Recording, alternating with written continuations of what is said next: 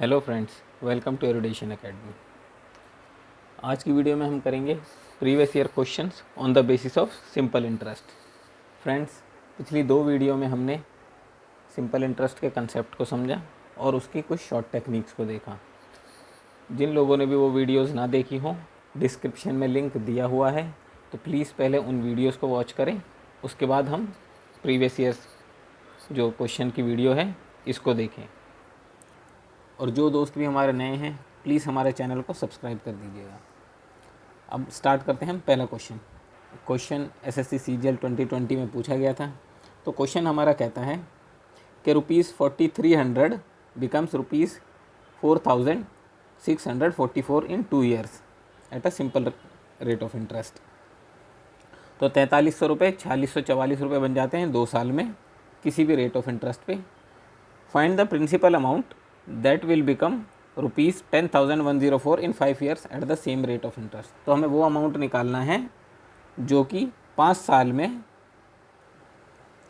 कितना बन जाता है, 10,104 रुपये उसी रेट ऑफ इंटरेस्ट पे। क्वेश्चन ना समझ में आया हो तो दोबारा बताता हूँ कि एक किसी रेट ऑफ इंटरेस्ट पे 2 साल में 4300 रुपये 4644 बन जाते हैं। अब उसी रेट ऑफ इंटरेस्ट पे कोई अमाउंट है, वो 5 साल में 10,104 बन जाता है। तो हमें वो रेट ऑफ इंटरेस्ट फाइंड करना है। तो इस क्वेश्चन को हम कैसे करेंगे? सबसे पहले हम वो रेट ऑफ इंटरेस्ट निकालेंगे। तो रेट ऑफ इंटरेस्ट हम यहाँ से निकाल सकते हैं। यहाँ पे हमें अमाउंट कितना दिया है, 4644, और प्रिंसिपल अमाउंट कितना दिया है, 4300। ये हमारा सिंपल इंटरेस्ट ऐड होने के बाद है। तो सिंपल इंटरेस्ट हम यहाँ पर अगर निकालें तो 4644 माइनस 4300 जो कि हमारा हो जाएगा 344। सिंपल इंटरेस्ट का फॉर्मूला क्या होता है, प्रिंसिपल इंटू में रेट ऑफ इंटरेस्ट इंटू में टाइम अपॉन में 100।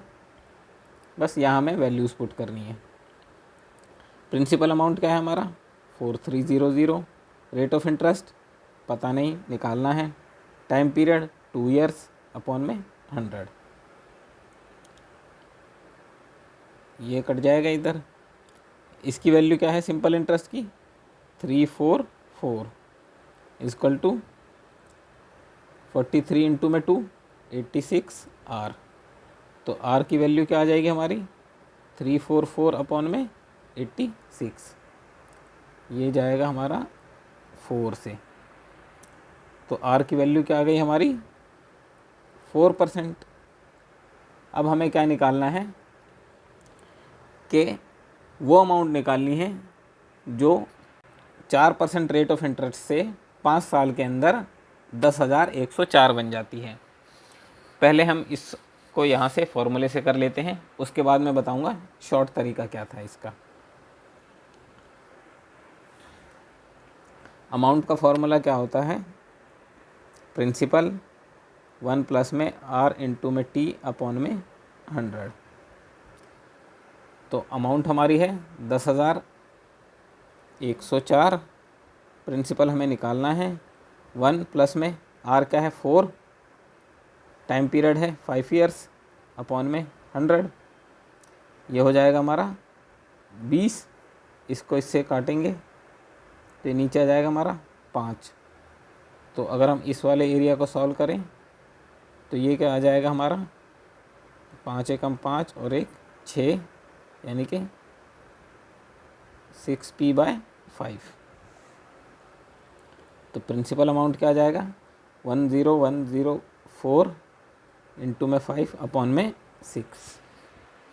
इसको सॉल्व कर लेंगे। 6 से इसको करेंगे तो क्या आएगा, 141,650,824। 1684 इंटू में 5 जो कि हमारा मल्टीप्लाई करने के बाद आएगा 8,420। यही हमारा आंसर है। हमने क्या किया, बस अमाउंट का फॉर्मूला लगाया और वैल्यूज़ पुट कर दी। अब यहाँ पर एक शॉर्ट तरीका और भी हो सकता था।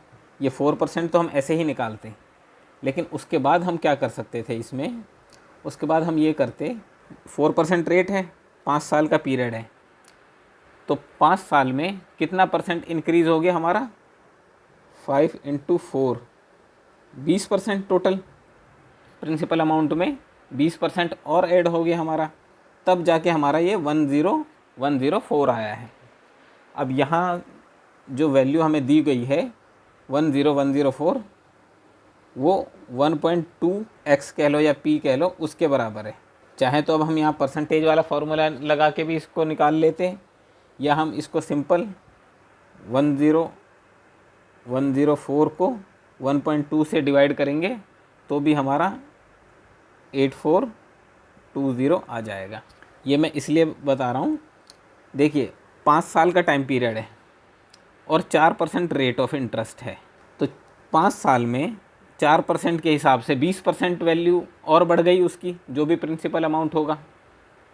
तो 20% वैल्यू बढ़ने के बाद हमारी ये वैल्यू आई है, मतलब इसकी वैल्यू कितनी है हमारी, 120%। ये 10104 की जो वैल्यू है वो है 120% किसी भी अमाउंट की।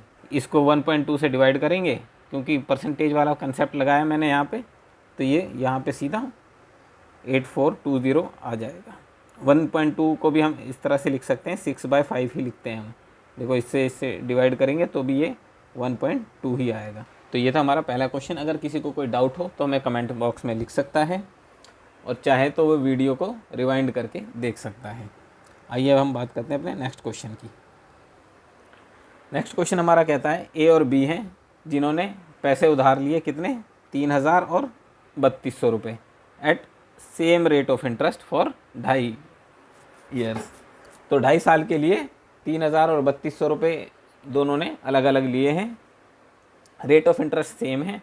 अब क्या कहता है, बी जो है वो 40 रुपये ज़्यादा इंटरेस्ट देता है ए से। जाहिर सी बात है ज़्यादा देगा, क्योंकि बी ने 3200 रुपये लिए हैं, ए ने 3000 रुपये लिए हैं। तो हमें क्या बताना है, वो रेट ऑफ इंटरेस्ट बताना है। बहुत ही सिंपल क्वेश्चन है। सिंपल इंटरेस्ट जो है इसने 40 रुपये ज़्यादा दिया है, तो ए का सिंपल इंटरेस्ट क्या होगा, प्रिंसिपल इनटू में रेट ऑफ इंटरेस्ट आर मान लेते हैं। टाइम पीरियड क्या है हमारा 2.5 अपॉन में 100। इसको हम ऐसे लिख लेते हैं, 3000 इंटू में आर इंटू में 5/2, पॉइंट हटाने के लिए, इंटू में 100।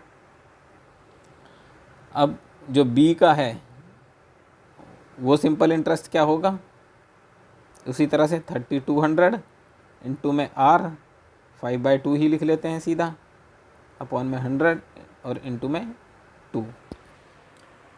अब दोनों के इंटरेस्ट में कितने का डिफरेंस है, 40 का।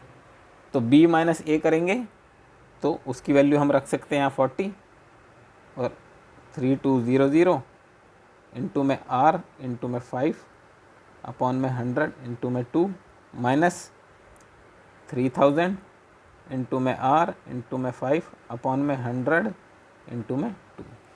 बस 2 इक्वेशन है, सॉल्व कर लेंगे। 16 15, ये कितना आ गया, 80r माइनस 15 पंजे 75, 75r इक्वल टू 40। तो ये आ गया हमारा 40 इक्वल टू 5r। r की वैल्यू क्या आ गई, 40/5, 8%। यही हमारा आंसर है।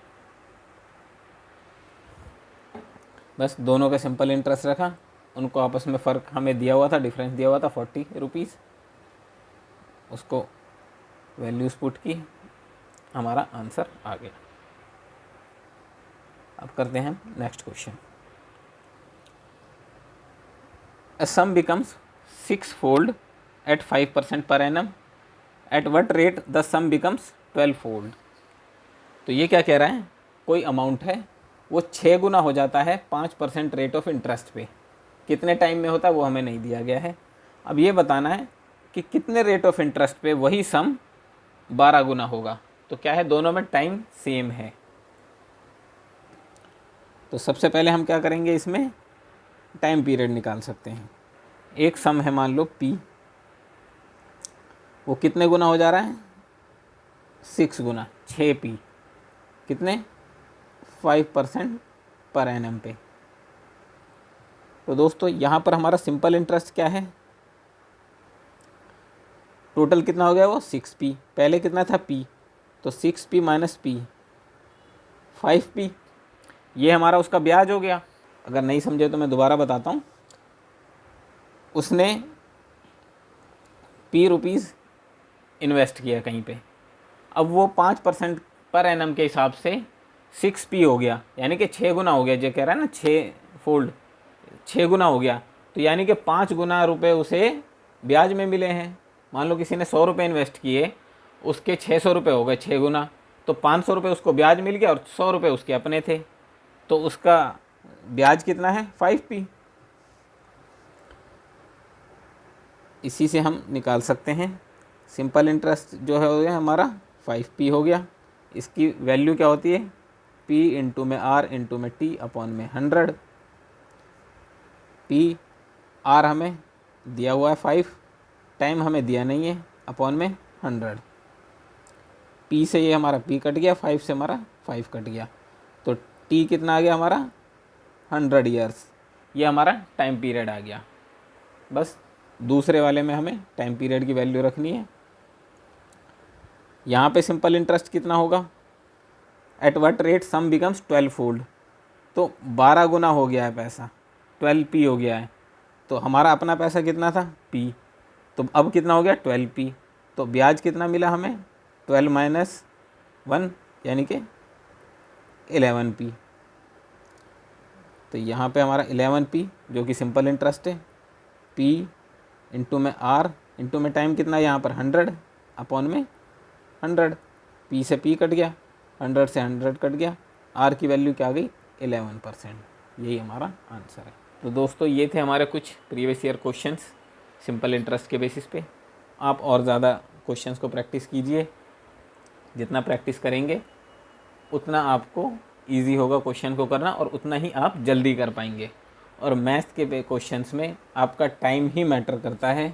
क्वेश्चन तो सभी सॉल्व कर लेते हैं, लेकिन कम टाइम में करना है हमको, ताकि हम other parts of the paper attempt कर पाएँ। अगर हमारे किसी फ्रेंड्स को कोई डाउट हो तो हमें कमेंट्स बॉक्स में ज़रूर लिखिएगा, हमारे वीडियो को शेयर कीजिएगा, लाइक कीजिएगा। Thank you.